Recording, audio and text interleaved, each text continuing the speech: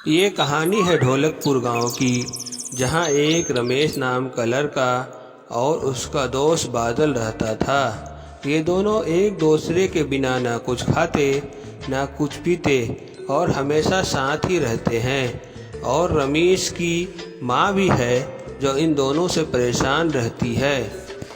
ये रमेश भी है ना, कभी टाइम पर घर नहीं आता। सुबह सवेरे घर से निकला था और अभी 12 बजने वाले हैं और अभी तक नहीं आया। आज आने दो घर पर, उसकी खैर नहीं। रमेश और बादल खेलकर एक घने जंगल से घर जाने लगे। रमेश और बादल घर पहुंच गए। तुम यही रुको बादल, मैं दरवाजे से देख कर आता हूँ माँ क्या कर रही है। ठीक है राहुल, तुम जाओ, मैं यही हूँ। माँ अगर नाराज हो मुझे मत फंसा देना। अरे नहीं बादल, तुझे मुझ पर भरोसा नहीं है क्या? अरे माँ तो अभी खाना बना रही है, मैं अंदर जाके लेट जाता हूँ। माँ खाना पकाकर उठेगी तो बोल दूंगा मैं तो कब का आ गया हूँ। रमेश चुपके चुपके से अंदर जाने लगा। उसको पता नहीं था कि माँ पीछे मुड़कर देखेगी।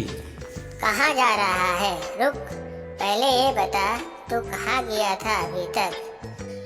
कहीं नहीं माँ, मैं तो बस यहीं बाहर था। अरे रमेश, सच सच बता दे, अगर पिटाई ना होना हो तो। नहीं माँ, पिटाई नहीं करना, मैं तो बादल के साथ गया था। मैंने तो बहुत मना किया था लेकिन वही नहीं मान रहा था। अब मैं क्या करता माँ, बादल बहुत जिद करता था। रमेश, मैंने कितनी बार कहा है कि बादल का साथ छोड़ दो, लेकिन तुम हो कि मेरी एक नहीं सुनती। पता नहीं बादल तुझे कहाँ कहाँ ले जाता है। किसी दिन अगर कुछ हो गया तो मैं क्या करूँगी, मैं कहाँ ढूंढूंगी? माँ, जब तक बादल मेरे साथ है मुझे कुछ नहीं हो सकता।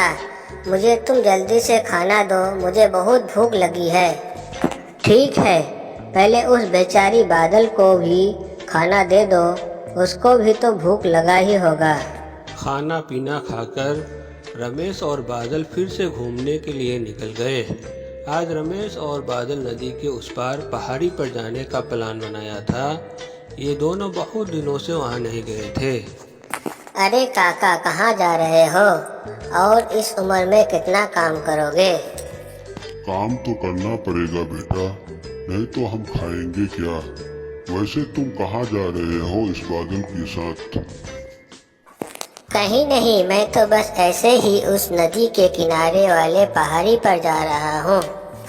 हाँ घूमो, तुम्हें और है क्या काम। तुम तो इस बादल के साथ पूरा दिन घूमते ही रहते हो।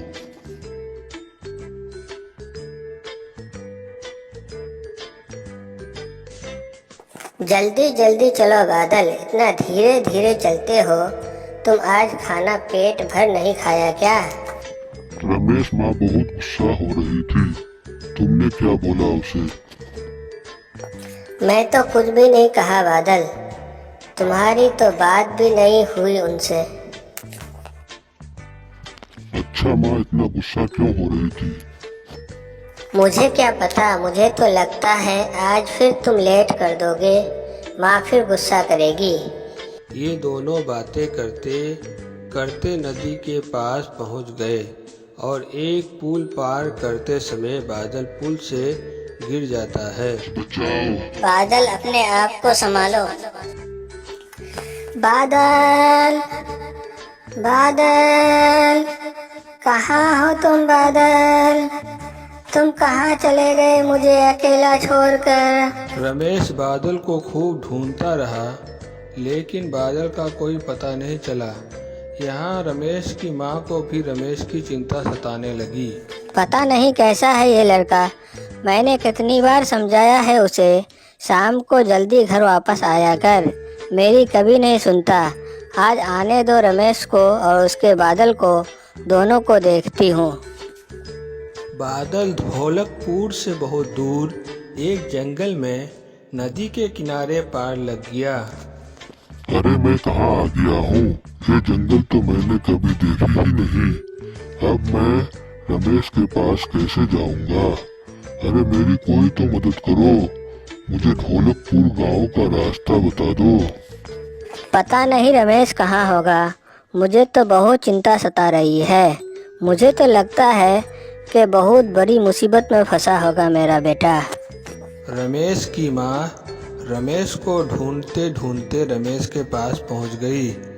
तुम अकेले इस जंगल में बैठकर क्या कर रहे हो? देखो कितना अंधेरा हो गया है और बादल कहाँ है?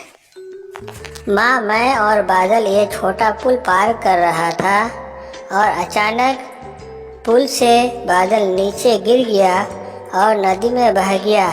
मैंने बहुत ढूंढा लेकिन कोई पता नहीं चला। माँ, मुझे बादल चाहिए। हाँ बेटा, बादल को कुछ नहीं होगा, वह घर वापस आ जाएगा। तुम घर चलो, बहुत रात हो गई है। नहीं माँ, मैं बादल के बिना घर नहीं जाऊंगा। आप चले जाइए, मैं नहीं जाऊंगा घर। अब आप ही बताइए काका, मैं कहाँ ढूंढूं बादल को? कहीं नहीं बहन, क्योंकि ये नदी जिस रास्ते से होकर जाती है, अगर बादल नदी में गिरने के बावजूद बच गया होगा तो इस जंगल के जानवरों ने उसका शिकार कर लिया होगा, क्योंकि इस जंगल में बहुत ही खतरनाक जानवर रहते हैं। काका, आप ऐसे मत बोलिए, मेरे बादल को कुछ नहीं हो सकता। मेरी बातों का बुरा मत मानो, तुम्हारा दुख समझ सकता हूँ, लेकिन अभी घर चलो। जितना प्यार तुम इस बादल से करते हो, उससे कई गुना प्यार तुम्हारी अम्मी तुमसे करती है। अगर रात भर तुम यहाँ रुकोगे तो तुम्हारी अम्मी का क्या होगा? मैं माँ के लिए घर चला जाता हूँ, लेकिन मैं कल सुबह फिर आऊँगा और बादल को ढूंढूंगा। मेरे बादल को कुछ नहीं हो सकता है। इतना कहकर रमेश और सभी लोग घर की तरफ निकल गए। घोड़ा रात भर इधर उधर भटकता रहा और सुबह होते ही घर जाने का रास्ता खोजने लगा। अरे ये तो शेर की आवाज लगता है, यही कहीं पर है, यहाँ से जल्दी से भाग जाए। तभी शेर अचानक घोड़ा के सामने आ गया। अरे बाप रे, इतना बड़ा शेर! अगर मुझे देख लिया तो 1 मिनट में मेरा शिकार करके मुझे खा लेगा। लगता है यहाँ पर कोई ना कोई जरूर है, आज किसी न किसी का शिकार जरूर करूँगा। इतना कहकर शेर वहां से चला गया। घोड़ा फिर से आगे जाने लगा। फिर अचानक एक सफेद कौवा सामने आ गया। मूर्ख घोड़े, तुमको बिल्कुल भी अकल नहीं क्या? कौवा, मैंने क्या किया?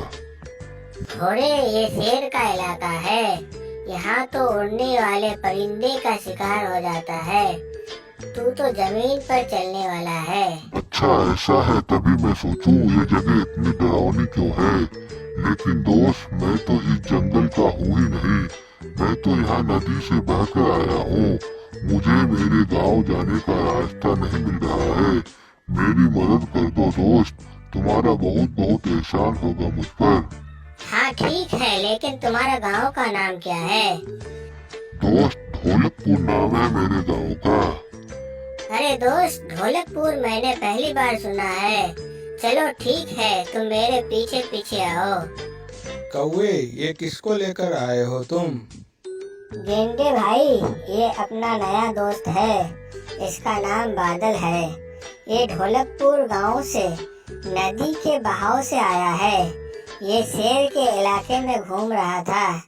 शेर इसका शिकार कर लेता, इससे पहले इसे मैं यहाँ आपके पास लाया हूँ। ठीक किया सफेद कौवे तुमने। वैसे कितना दिन हो गया इस जंगल में इस बादल का? गेंडा भाई, अभी तो एक रात ही हुई है। कुछ देर सोचने के बाद भालू बोला, अच्छा तुम्हारा गांव ढूंढते हैं। सफेद कौवे, तुम ऊंचे उड़ान उड़कर देखो जंगल के आसपास कौन कौन से गांव है और वहां जाने का रास्ता क्या है। फिर सफेद कौवे ने लंबी उड़ान भरी और घोड़े के गांव ढूंढने लगा। थोड़ी ही देर में जंगल के पास एक गांव दिखा। फिर वहां गेंडा और घोड़े को उसके गांव के पास ले गया। देखो दोस्त, क्या ये वही गांव है जहां तुम रहते थे? नहीं सफेद कौवे, ये मेरा गांव नहीं है। तुम परेशान मत हो बादल, तुम्हारा गांव मिल जाएगा। अभी हमारे साथ हमारे घर चलो, शाम होने वाली है। अब फिर कल ढूंढेंगे। घोड़ा निराश हो गया। अब तीनों भालू के घर जाने लगे। तभी रास्ते में एक हिरन दौड़ता हुआ मिला तो भालू ने कहा, हिरन भाई, तुम इतने दौड़ते हुए कहाँ जा रहे हो? थोड़ा आराम से जाओ।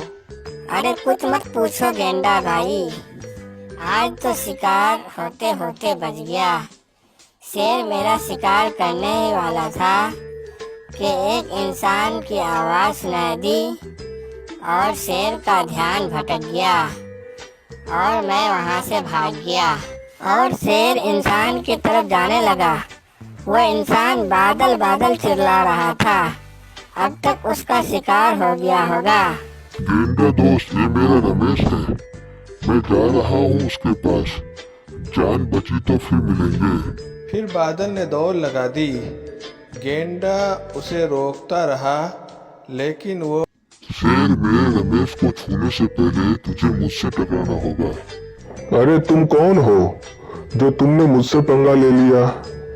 शेर जी, हम लोगों को यहाँ से जाने दो। जंगल में गलती से हम लोग फंस गए। अच्छा, तुम दोनों को जाने दूं? तुम दोनों अब मेरा शिकार बनोगे। तुम दोनों को मुझसे अब कोई नहीं बचा सकता। शेर एक पेड़ में फंस गया।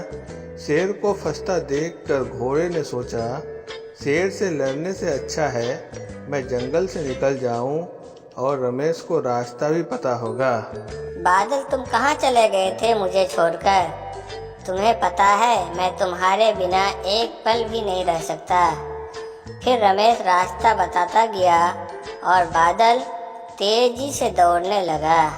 फिर थोड़ी ही देर में रमेश और बादल घर पहुंच गए।